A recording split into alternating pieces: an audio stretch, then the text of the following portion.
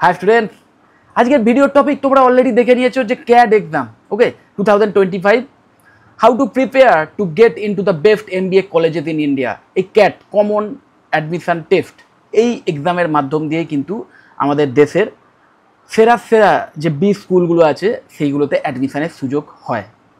একদম কিছু কিছু এক্সেপশনস আছে ওকে, বাদ বাকি ম্যাক্সিমাম টপ লেভেলের বাট সো কল টায়ার 1 যে কলেজগুলো আছে আইআইএম ছাড়াও অন্যান্য যে কলেজগুলো আছে সবগুলোতেই মোটামুটি অ্যাডমিশনের জন্য কিন্তু এই ক্যাটের স্কোরটাই ধার্য হয় ওকে, নিশ্চয়ই জানো। এবং এমবিএ কোর্স কেন করবে না, প্রথম কথা আমি এটা মনে করি যে কোনো গ্র্যাজুয়েশন করার পর তাদের যদি মেন টার্গেট থাকে এটাই যে কর্পোরেট কেরিয়ারে আমি টপ জায়গায় উঠবো ওকে, এবং আমি নিজে একটা স্টার্ট আপ খুলবো, এই টাইপের মেন্টালিটিও যদি থাকে, একদম বিজনেস নিজে একটা দাঁড় করাবো, তাহলেও না এমবিএ এমন একটা কোর্স, সেটা যে কলেজ থেকেই হোক, এই টপ সোকল টায়ার 1 কলেজে যদি চান্স পাও তাহলে তো খুবই ভালো। না হলেও বেশ কিছু অন্যান্য প্রাইভেট অপশানসও আছে যেখানে খুব ভালোভাবে এই কোর্স করানো হয় এবং একদম মানে কিভাবে একটা বিজনেস ওরিয়েন্টেড অর্গানাইজেশন রান করাতে হয়, মানে একদম স্টার্ট করা থেকে শুরু করে কী করে সেটা তৈরি করতে হয়, তার জন্য যে ফান্ডিং কীভাবে তুলতে হয়, সেটাকে কীভাবে পরিচালনা করতে হয়, কীভাবে বড় করতে হয়, তার মধ্যে যে বিভিন্ন সেকশানস আছে marketing, finance, operations, human resource, এই সমস্ত ডিপার্টমেন্টগুলোর মধ্যে মেলবন্ধন করে সুন্দরভাবে সেই বিজনেস অর্গানাইজেশনকে পরিচালিত করে আলটিমেটলি কোম্পানিতে প্রফিট আনা যায়। এই পুরো প্রসেস এই কোর্সের মধ্যে শেখানো হয় এবং নিশ্চয়ই জানো এমবিএতে বেশ কিছু স্পেশালাইজেশনসেরও অপশান থাকে। এমবিএ 2 বছরের কোর্স হয়, তোমরা অলরেডি জানো। প্রথম বছরে ইন জেনারেল যে কোনো বিজনেস অর্গানাইজেশন রান করতে গেলে যে বেসিক নলেজগুলোর দরকার সেইগুলো নিয়ে ইন ডেপথে নলেজ দেওয়া হয় এবং সেকেন্ড ইয়ারে 2টো সেমেস্টার, সেই সেকেন্ড ইয়ারে এসে তোমাদের ভ্যারাইটি অফ স্পেশালাইজেশন, তার মধ্যে যে কোনো একটা, কিছু কিছু কলেজে 2টো স্পেশালাইজেশন তোমাদের চুজ করতে দেওয়া হয়, তার উপর এক্সট্রা স্কিল বিল্ডিং করার সুযোগ তোমরা তখন পাবে ওকে। তো যাই হোক, তো এই হচ্ছে ব্যাপার। এবং এই মানে আমাদের এমবিএ কোর্সে অ্যাডমিশান নিতে গেলে যে কটা এন্ট্রান্স এক্সাম আছে না, তার মধ্যে ক্যাট এমন একটা এন্ট্রান্স এক্সাম, এই এক্সামের মাধ্যম দিয়ে শুধু যে আইআইএম তা নয় বা অন্যান্য সোকল টায়ার 1 কলেজ যেগুলো আছে সেগুলো নয়, প্লাস অনেক আমাদের রাজ্যেরও বেশ কিছু ভালো প্রাইভেট ম্যাকাউড অ্যাফিলিয়েটেড এমবিএ কলেজ, সেখানেও কিন্তু অ্যাডমিশনের জন্য এই ক্যাটের যে স্কোর সেটাকেই ধার্য করা হয়। তো ক্যাটের যে স্কোর সেটা কিন্তু ভীষণভাবে well accepted through out many রেপুটেড institution. So অবশ্যই এই এক্সাম কীভাবে দিলে একদম ভালো একটা রেজাল্ট করতে পারবে, ভালো একটা স্কোর করতে পারবে, সেই নিয়েই একটা কম্প্যাক্ট গাইডেন্স এর মাধ্যমে আমি দেওয়ার চেষ্টা করবো এই ভিডিওর মাধ্যম দিয়ে। এবং কোথাও কনফিউশন থাকলে অবশ্যই আমাকে তোমরা কল বা হোয়াটসঅ্যাপ করতে পারো, আমার কন্ট্যাক্ট ডিটেলস নিচেই দেওয়া থাকে। তো প্রথমেই দেখো ক্যাট 2025-এর একটু মানে জিফটা দেখে নিই। এক্সাম ডেটও তোমরা জানো যারা অলরেডি রেজিস্ট্রেশন করে নিয়েছো, নভেম্বর 30 রবিবার পড়েছে 2025-এ। Let's plan the journey from today. কিন্তু তার আগে আরও কিছু ব্যাপার জেনে নিই।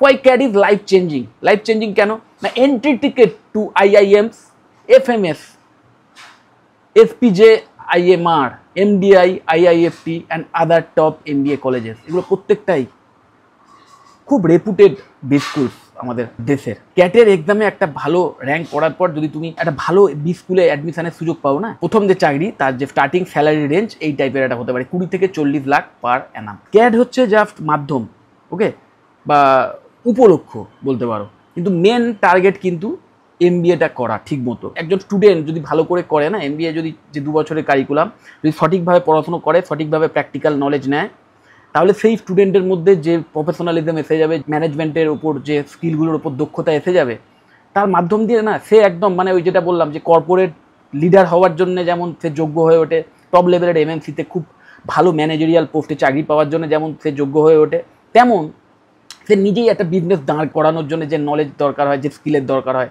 যে কনফিডেন্সের দরকার হয়, সেইগুলো কিন্তু সে অর্জন করে নেয়। সো অবশ্যই এমবিএ যে কোনো গ্র্যাজুয়েটকে আমি সাজেস্ট করি করার জন্য, বিশেষ করে তাদের জন্য যাদের মেন টার্গেট এমএনসিতে ডাইরেক্ট চাকরি পাওয়ার বা এমএনসিতেই কর্পোরেট লিডার হওয়ার, তাদের জন্য। যারা রিসার্চ ওরিয়েন্টেড ফিল্ডে যেতে চাইছো তাদের জন্য অন্যান্য অপশানস আছে। এবং মাথায় রাখবে এই এমবিএ কিন্তু শুধু গ্র্যাজুয়েট হওয়ার পর একটা ভালো চাকরি পাওনি সেই জন্য এমবিএ করছো যাতে ভালো চাকরি পেতে পারো, শুধু যে এর জন্যই এমবিএ করা উচিত তা নয়। যারা ওয়ার্কিং প্রফেশনাল, ইভেন যারা গ্র্যাজুয়েশনের পরেই হয়তো একটা ভালো চাকরিও হয়তো পেয়ে গেছো, তারাও ইভেন এই এমবিএর মতো কোর্স করে নেয়। এবং আমি ইনসিস্ট করি যারা ওয়ার্কিং প্রফেশনাল, ইভেন যদি খুব ভালো জায়গায় চাকরি পেয়েও থাকো, তাহলেও না ওই কর্পোরেট কেরিয়ারে যদি টপ লেভেলে উঠতে চাও, তাহলে অবশ্যই একটা ভালো এমবিএ কোর্স যদি করে নিতে পারো, একটা ভালো স্পেশালাইজেশন দেখে যদি এমবিএ কোর্স করে নিতে পারো, তাহলে তোমার যে কেরিয়ারে একদম প্রমোশনের যে দরজাগুলো, তোমার স্যালারি হাইকের যে ব্যারিয়ারগুলো, সেগুলো কিন্তু দূর হয়ে যাবে এবং অনেক এক্সট্রা নলেজ তুমি পাবে, অনেক এক্সট্রা প্রফেশনালিজম তোমার মধ্যে অ্যাড হয়ে যাবে, যেটা তোমার কাজের যে স্কিল সেটা অনেক যেমন বাড়িয়ে দেবে, ঠিক তেমন তোমার রেজুমেতে একটা এক্সট্রা গ্ল্যামার অ্যাড করবে। কারণ MBA is a prestigious degree, mind it, এবং অল ওভার দ্য ওয়ার্ল্ড কিন্তু এই ডিগ্রির অ্যাকসেপ্টেন্স ভীষণ ভীষণ হাই। ওকে, ক্যাট 2025 এক্সাম প্যাটার্ন কীভাবে, মানে এক্সামের প্যাটার্নটা একটু বুঝে নিই। দেখো, 2 ঘন্টার পরীক্ষা হয়, 120 মিনিটের পরীক্ষা হয় টোটাল, 3টে সেকশানে হয় এক্সামটা, এবং প্রতিটা সেকশানেই ওই 40 মিনিট করে সময় দেওয়া হয়। প্রথম হচ্ছে verbal ability and reading comprehension, then DILR বা এলআরডিআই যাই বলো, data interpretation and logical reasoning, then QA বা কোয়ান্টিটিভ অ্যাপটিটিউড, বা এটাকেই অ্যাকচুয়ালি ম্যাথস, মানে ম্যাথসের জন্য পেপার কিন্তু এই কিউএ, কোয়ান্টিটিভ অ্যাপটিটিউড বা কোয়ান্টস বলে অনেকে। মার্কিং স্কিম কি না, সঠিক অ্যান্সার দিলে +3, আর যদি ভুল অ্যান্সার হয় তাহলে কিন্তু -1।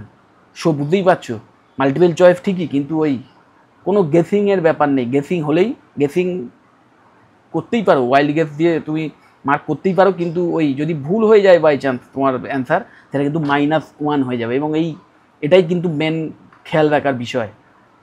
100% অ্যাকুরেট বা 100% শিওর না হলে টিক না দেওয়াই উচিত। প্রিপারেশন স্ট্র্যাটেজি দেখো, ফাউন্ডেশন কি না, build basics in quant, then logical reasoning, grammar, reading habits, then practice NCERT class 8 to 10 maths for basics. Practice, then step 2তে এসে প্র্যাকটিস করতে হবে কি না, topic wise practice and sectional test. Start solving previous years CAT papers, একদম আগের বছরের যে ক্যাটের পেপার সেগুলোকে কিন্তু সলভ করা শুরু করতে হবে এই সেকশানে এসে। দেন মক টেস্ট, উইকলি মকস, যে তোমার কতটা উন্নতি হচ্ছে সেটাকে অ্যানালাইজ করা, এবং ইমপ্রুভ উইক এরিয়া, যেখানে তোমার দুর্বলতা আছে, মক টেস্টের মাধ্যমে তুমি বুঝতে পারবে যে কোন এরিয়াগুলোতে তোমার দুর্বলতা আছে, তার উপর এক্সট্রা সময় দেওয়া, সেই দুর্বলতাটাকে কাটিয়ে যাতে উঠতে পারো তার ব্যবস্থা করা। বিল্ড এক্সাম টেম্পারমেন্ট অ্যান্ড স্পিডটা ভীষণ ইম্পর্টেন্ট। একটা নির্দিষ্ট মানে পিরিয়ড অফ টাইমের মধ্যে তোমাদের কিন্তু এক্সাম শেষ করতে হবে। তো যেমন অ্যান্সারের অ্যাকুরেসিটা ইম্পর্টেন্ট, ঠিক তেমন একটা নির্দিষ্ট টাইম ফ্রেমের মধ্যে কিন্তু তোমাদের অ্যান্সার দিতে হবে। ডেইলি স্টাডি প্ল্যান, এবার ডেইলি স্টাডি প্ল্যানটা একটু বুঝে নাও। 3 থেকে 4 ঘন্টা ডেইলি ফর ওয়ার্কিং স্টুডেন্ট, ওই যারা ওয়ার্কিং প্রফেশনালস হয়ে কথা, যারা অলরেডি কোথাও একটা চাকরি পেয়ে গেছো কিন্তু তাও ক্যাটের জন্য প্রিপেয়ার হচ্ছে, এবং প্রচুর স্টুডেন্ট এমন থাকে যারা কিন্তু চাকরি করতে করতেই ক্যাটের প্রিপারেশান নেয়। তাদেরও কিন্তু চাকরির লাইফ থেকে মানে নিজের কাজকর্ম ছাড়াও এই 3 থেকে 4 ঘন্টা ডেইলি সময় বার করতেই হবে। আর যারা ফুল টাইম, একদম ফুল টাইমার, মানে যারা একদম ধরো গ্র্যাজুয়েশন কমপ্লিট করে ডাইরেক্ট এমবিএ করবে এরকম একটা প্রিপারেশান নিয়েছো এবং একদম ডাইরেক্ট ক্যাটের জন্য প্রিপারেশান নিতে চলেছো, তাদের কিন্তু মিনিমাম 6 থেকে 7 ঘন্টা এই মানে প্রিপারেশানের জন্য দেওয়া উচিত। মর্নিং একদম সকালে উঠে কী করবে না, quant basics plus problem solving, ম্যাথসের উপর একদম ফোকাস রাখো। দেন আফটারনুন কি না, reading comprehension and vocabulary.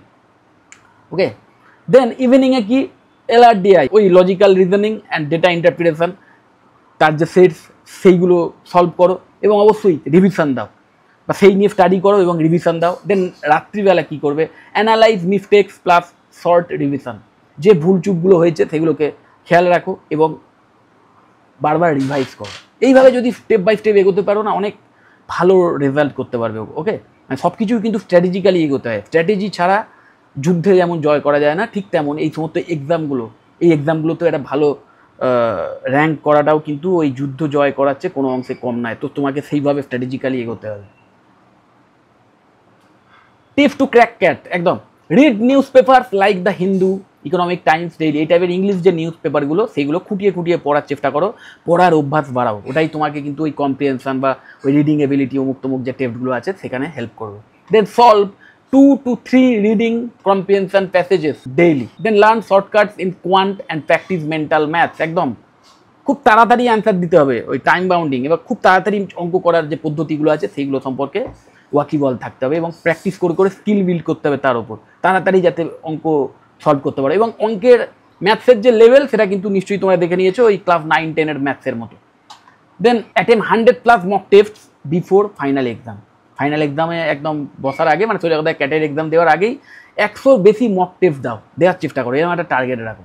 Take consistency, calm and discipline. Discipline ছাড়া তো কোনো জায়গাতেই সাকসেস আসে না, নিশ্চয়ই জানো তোমরা। এবার এই ইউজফুল লিঙ্কগুলো, সেলফ স্টাডি লিঙ্ক, এই লিঙ্কগুলো অবশ্যই আমি আমার ভিডিও ডেসক্রিপশন বক্সে দিয়ে দেবো। দেখো প্রিভিয়াস ইয়ার ক্যাট পেপারসের লিঙ্ক দেওয়া আছে, ফ্রি কোয়ান্ট প্রিপারেশনের যে লিঙ্ক সেটা দেওয়া আছে, ক্যাট কোশ্চেন্স দেওয়া আছে, দেন ফ্রি LRDI সেটস, দেন ভোকাবুলারি বিল্ডার তারও লিঙ্ক দেওয়া আছে, রিডিং প্র্যাকটিস তারও এখানে লিঙ্ক দেওয়া আছে, এডিটোরিয়াল বিভিন্ন তার লিঙ্ক দেওয়া আছে, দ্য হিন্দুর, দেন ফ্রি মক টেস্ট, একদম ফ্রি মক টেস্ট দেওয়ারও লিঙ্ক এখানে দেওয়া আছে। ওকে, তো যাই হোক, thousand prepare for cat, only a few crack IIMs। একদম শুধু যদি IIMকেই টার্গেট করে এগো না, মাথায় রাখবে এটাই যে অল ওভার ইন্ডিয়া যে 21টা কি 22টার কাছাকাছি টোটাল IIMs আছে, সেখানে টোটাল সিটস কিন্তু ওই 5,500 থেকে 6,000-এর মতো, কিন্তু এক্সাম দেয় টোটাল প্রায় 2.5 থেকে 3 লাখের কাছাকাছি স্টুডেন্টস।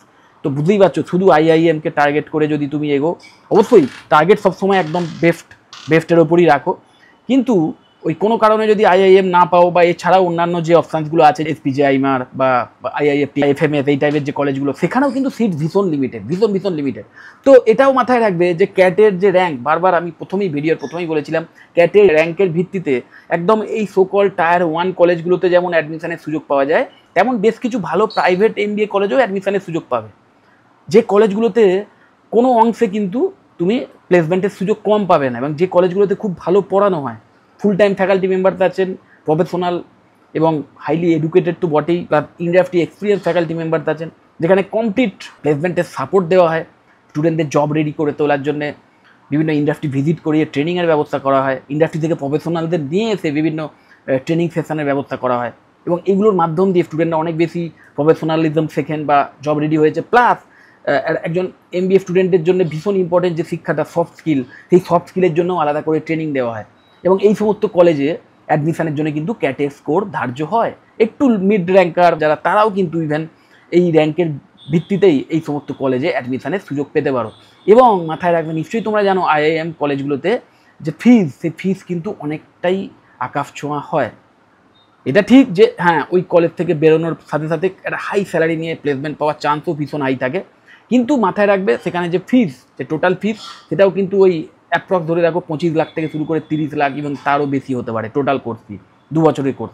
সেখানে আমি যে প্রাইভেট কলেজগুলোর কথা বলছি, যেখানে এই ক্যাটের এক্সামের যে র্যাঙ্ক, তার ভিত্তিতেই অ্যাডমিশনের সুযোগ তোমরা পেতে পারো আমাদের ওয়েস্ট বেঙ্গলে, সেখানে ফিজ কিন্তু মোটামুটি ধরে রাখো ওই 5.5 থেকে শুরু করে 10 থেকে 12 লাখ টাকার মধ্যেই ভ্যারাইটি অপশানস আছে, বেশ কিছু ভালো ভালো কলেজ আছে, এবং সেই সমস্ত কলেজেও কিন্তু খুব হাইলি জব ওরিয়েন্টেড স্পেশালাইজেশনসও ইভেন অফার করা হয়। তার মধ্যে যেমন মার্কেটিং রয়েছে, দেন বিজনেস অ্যানালিটিক্স রয়েছে, ডেটা সায়েন্স রয়েছে, ইভেন হেলথ কেয়ার ম্যানেজমেন্টের উপরও কিন্তু তোমরা স্পেশালাইজেশন নিতে পারো।